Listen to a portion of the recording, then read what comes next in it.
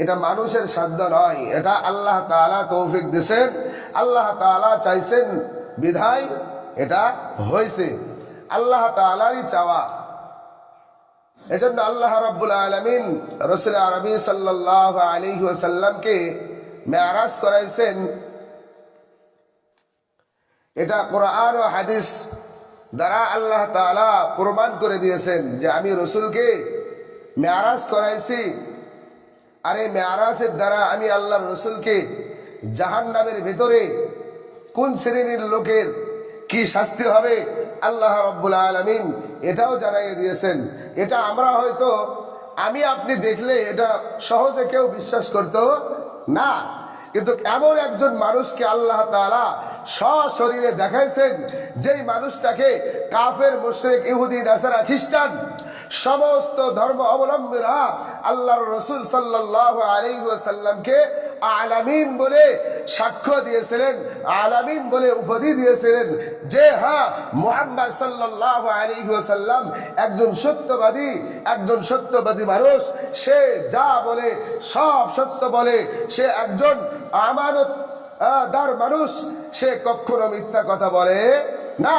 এই জন্য কাফের মুশরিকরাই তিনাকে আলামিন বলে ডাকতেন। কিন্তু আলামিন বলে ডাকতেন কখন তিনাকে আবার মিথ্যাবাদী উপাধি দিল, বলে যখন দ্বীনের দাওয়াত নিয়ে মানুষের কাছে গেলেন, বললেন যে তোমরা দুনিয়ার সমস্ত কিছু বাদ দাও, দিয়া এক আল্লাহ তাআলাকে বিশ্বাস করো, লা ইলাহা ইল্লাল্লাহ, যে দুনিয়ার সমস্ত কিছু গায়রুল্লাহ, একমাত্র আপনার আমার পালন কর্তা হচ্ছে আল্লাহ। এই কথা যখন বলেছে তখন কাফের মুশরিকদের গায়ে আগুন ধরে গেছে। তার আগে কিন্তু সে সত্যবাদী ছিল, তখন বলতেছে না মুহাম্মদ মিথ্যাবাদী, মুহাম্মদ মিথ্যা কথা বলতেছে, একটা বানোয়াট ধর্ম নিয়ে আমাদের কাছে এসেছে, সে সত্য বলতেছে না, সে মিথ্যাবাদী। এজন্য যে সত্য কথা বলে তাকে আমাদের ভালো লাগে না। কি জন্য? সত্য কথা তিতে লাগে। বিড়ালের কাছে যে এরকম ভাবে গরম ভাত কি মজা নয়, বিড়াল যে এরকম গরম ভাত খায় না, গরম ভাত পাইলে বেজার হয়, এইরকম ভাবে মানুষের কাছে সত্য কথা বললে ওই মানুষ তার কাছে তিতা হয়ে যায়। এটা যুগে যুগে আল্লাহ তাআলা নবী রাসূলদের দ্বারাই প্রমাণ করেছেন। তো যাই হোক, রাসূলুল্লাহ সাল্লাল্লাহু আলাইহি ওয়াসাল্লাম এই রজব মাসের 27 রজনীতে আল্লাহ তাআলা তিনাকে মেরাজ করাইছেন। মেরাজ করে আল্লাহ তাআলা 3টা জিনিস দিয়েছেন। কয়টা জিনিস? 3টা উপহার দিয়েছেন আমাদের জন্য। রাসূল আরবি সাল্লাল্লাহু আলাইহি ওয়াসাল্লাম কে আল্লাহ তাআলা উম্মে হানির ঘর থেকে আল্লাহ রাব্বুল আলামিন হাতিমে কাবায় নিয়ে গেছেন। আশ্চর্য কাহিনী, আল্লাহ রাসূল সাল্লাল্লাহু আলাইহি ওয়াসাল্লাম এই 27 রজনীতে দেখতেছেন যে ছাদের এইরকম ভাবে দরজা দিয়ে জিবরাইল আলাইহিস সালাম আসে নাই। কোন দিক দিয়ে আসছে? এই যে উপরে যে ছাদটা আছে, এই ছাদ ফাঁকা করে এই দিক দিয়ে ফেরেশতা ঢুকেছেন আল্লাহর রাসূলকে নেওয়ার জন্য। কিতাবের ভিতরে লেখেন যে আল্লাহ রাসূল সাল্লাল্লাহু আলাইহি ওয়াসাল্লামকে যখন জিবরাইল আলাইহিস সালাম নেওয়ার জন্য আসলেন, তখন দেখতেছেন যে এই ছাদটা কি হয়েছে? ফাঁকা হয়ে গেছে। যখন জিবরাইল আলাইহিস সালাম ও মিকাইল আলাইহিস সালাম দুজন আল্লাহর রাসূলের কাছে তাশরীফ আনলেন, এরপরে আল্লাহর রাসূল উপরের দিকে তাকায় দেখেন যে অটোমেটিক আবার যে রকম ছিল ওই রকম হয়ে গেছে। সুবহানাল্লাহ। আল্লাহ রাসূল সাল্লাল্লাহু আলাইহি ওয়াসাল্লামকে জিবরাইল ও মিকাইল আলাইহিস সালাম দুজন ফেরেশতা এসে আল্লাহর রাসূলকে ধরে উঠাইলেন। আল্লাহর রাসূল তো ঘুমাইতেছিলেন। আল্লাহর রাসূল ঘুমাইলেও তার কলব ঘুমায় না। নবীদের কলব কি ঘুমায় না। এজন্য রাসূল সাল্লাল্লাহু আলাইহি ওয়াসাল্লাম ঘুমাইতেন, কিন্তু তার ওযু নষ্ট হইতো না। ঘুমাইলে ওযু নষ্ট হয়ে যায়, শুয়ে শুয়ে যদি ঘুম পাড়ি তাহলে ওযু নষ্ট হয়ে যায়। কিন্তু আপনার আমার হাবিবের ওযু নষ্ট হইতো না কেন? বলে রাসূলদের অন্তর ঘুম পারে না। উপরে দেখা যাচ্ছে শরীর ঘুমাইতেছে, চক্ষু বন্ধ আছে, কিন্তু না, তিনাদের কলব সব সময় জাগ্রত।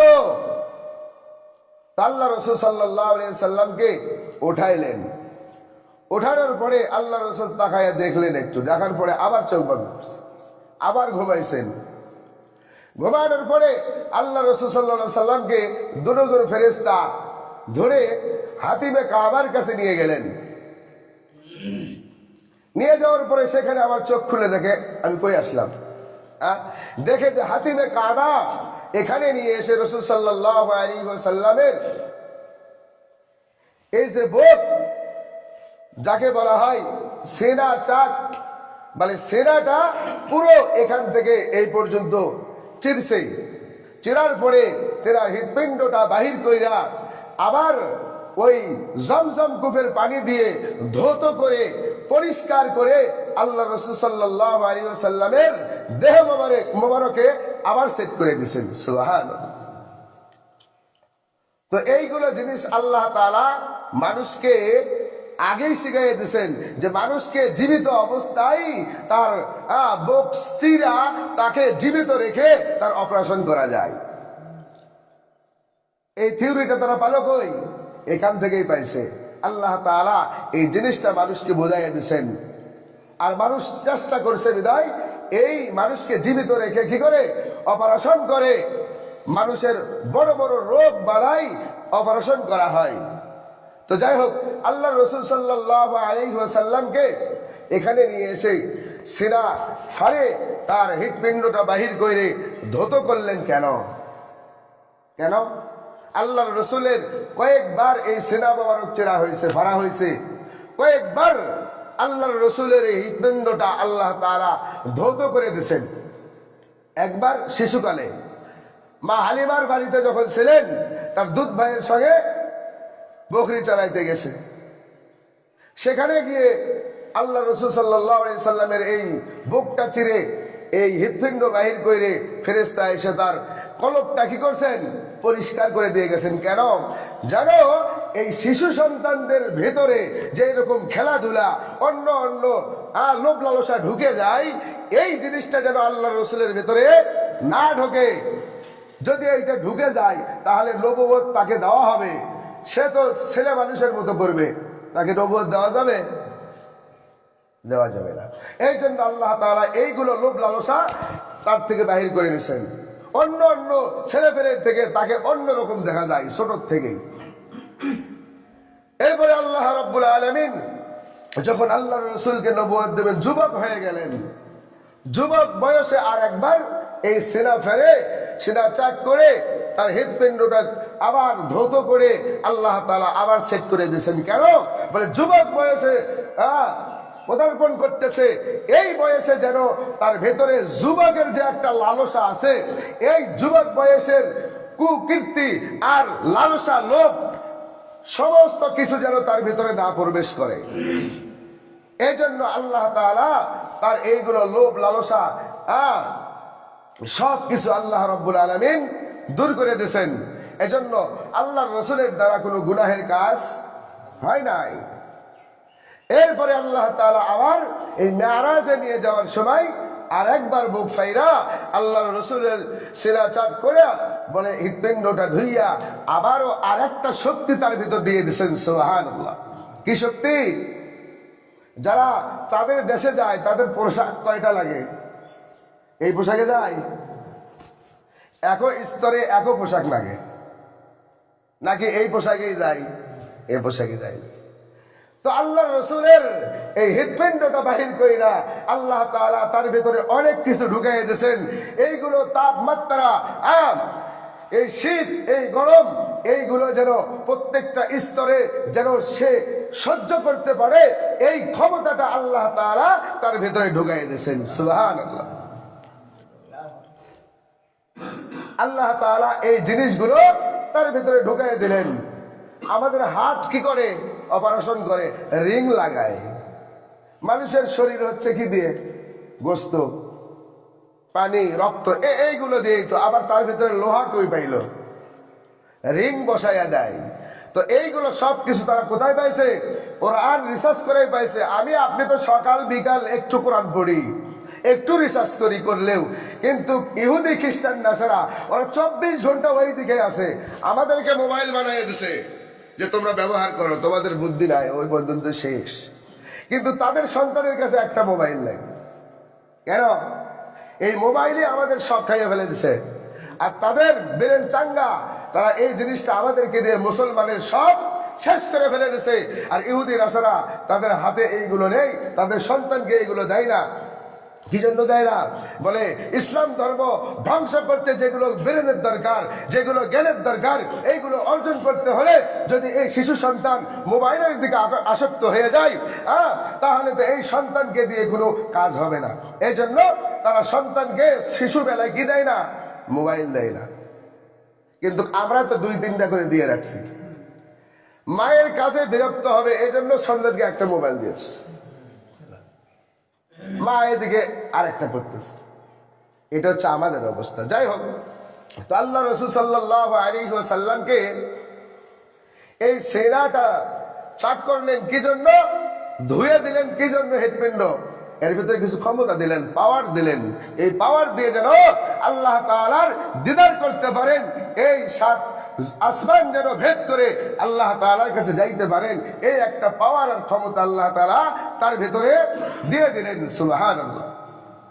এজন্য আল্লাহ রাব্বুল আলামিন বলেছেন, সুবহানাল্লাযী আসরা বিআবদিহি লাইলাম মিনাল মাসজিদিল হারাম ইলাল মাসজিদিল আকসাল্লাযী বারাকনা হাওলাহু লিনুরিয়াহু মিন আয়াতিনা ইন্নাহু হুয়াস সামিউল বাসীর। আল্লাহ রাব্বুল আলামিন বলে, বান্দা সুবহানাল্লাযী আসরা, আমরা যে এরকম ভাবে কোন আশ্চর্য কাজ দেখলে কি বলি? সুবহানাল্লাহ।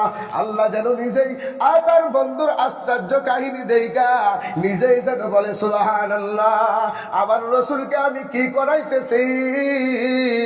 আশ্চর্য একটা কাহিনী জীবনে ঘটবেও না, ঘটেও নাই, সেই ঘটনা আল্লাহ তাআলা তার হাবিবের দ্বারা ঘটাইতেছেন। সুবহানাল্লাহ। আল্লাহ যেন নিজেই আশ্চর্য হয়ে বলতেছে।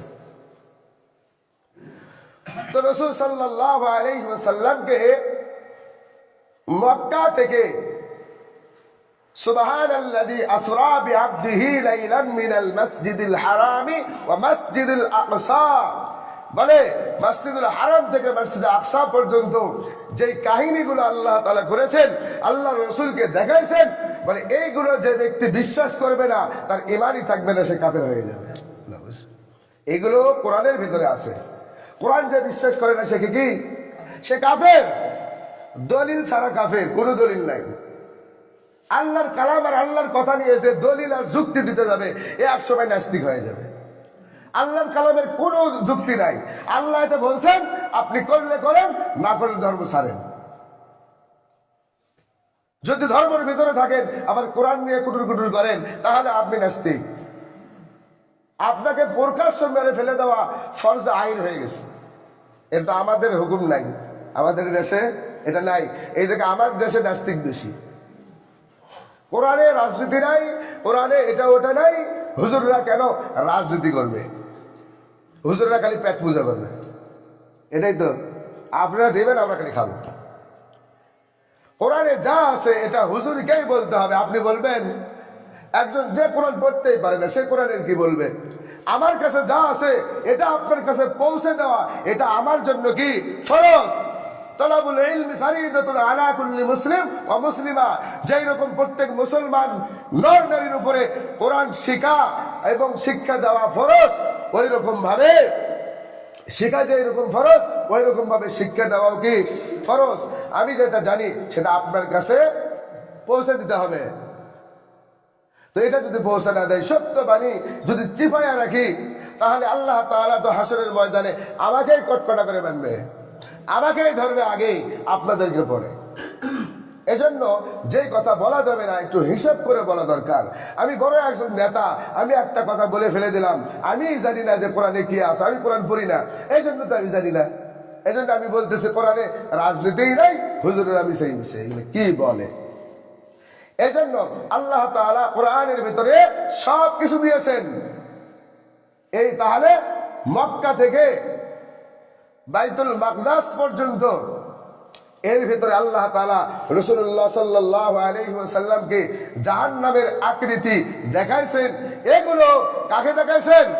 রাসূলকে দেখাইছেন, যিনি ছিলেন আলামিন, সত্যবাদী, তিনাকে দেখেছেন।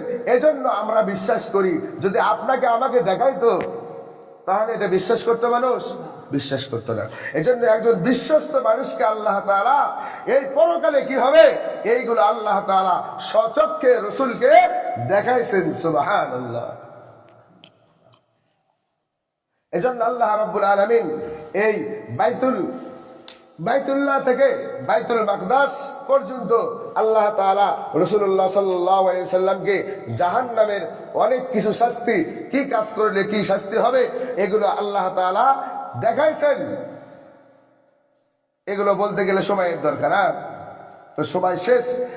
তো ইনশাআল্লাহ আগামী সপ্তাহে এই আল্লাহর রাসূল এখান থেকে বাইতুল মাকদাস পর্যন্ত জাহান্নামের ভিতরে কি দেখলেন, কার কার সঙ্গে সাক্ষাৎ হইলেন, এইগুলো বিস্তারিত আলোচনা করা হবে ইনশাআল্লাহ। আপনারা একটু আগে আগে আসবেন, তো কিছু কথা বেশি বলা যাবে, কিছু শোনা যাবে। শুনলে তো আমি আমল করব, আমি শুনলামই না, এগুলো আমল করতে পারবো? আমি জীবনে ওই আলুর ভেবতি যাই নাই। আমাকে যদি একটা কোদাল দিয়ে বলে যাও তো আলু বান্ধো, ওই আলু বান্ধা আলু তুলে আসবে, এই তো বুঝেই না আলু কিভাবে বানতে হয়। তো আগে শিক্ষা নিতে হয়, এরপরে প্র্যাকটিক্যালি এটা কি প্রমাণ করতে হয়। তো আমাদেরকে অনেকে ধোঁকাবাজ আছে যে বেশি জানা ভালো নয়, জানলে না আমল করলে আবার গুনাহ হবে, এ কথা কয় না? আরে আল্লাহ রাসূল বলেছেন একটা মাসআলা যদি আমি আপনি শিখতে পারি, যদি শিখি আর শুনি, আল্লাহ তাআলা 1000 রাকাত নফল নামাজ বাইরে যাইয়া আল্লাহ রাস্তায় যাইয়া ইবাদত করলে যে সওয়াব হয়, ওই সওয়াব আল্লাহ তাআলা দিয়ে দেয়। তো এই সওয়াব তো শয়তান আপনাকে দেবে না, এই জন্য এত পাইতারা।